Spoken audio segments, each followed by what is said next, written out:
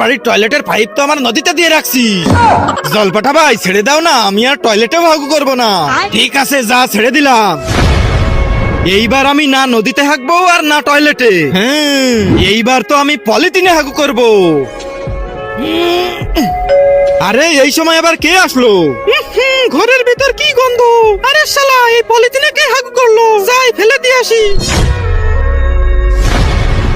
আরে শালা, আমি আবারও এখানে কি করে আসলাম? এইবার তো আমি পলিথিনে হাগু করছি। শালা, ওই পলিথিন তোর মা উঠিয়ে নদীতে ফেলে দিছে।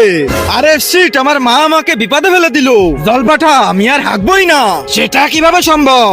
তার আগে যারা চ্যানেলটিকে সাবস্ক্রাইব করে দিবে তাদের মা বাবা যেন অনেক দিন বেঁচে থাকে, আর যারা ভিডিওটাতে লাইক কমেন্ট করে দিবে তাদের মনের আশা যেন পূরণ হয়ে যায়। কমেন্টে বলে যাও আই লাভ ইউ মা বাবা। এই বাঁশ আমি আমার নিজের পিছনে ঢুকাই দিব। না থাকবে পিছন আর না থাকবে হাগু। আরে শালা, তুই এটা কি করে ফেললি?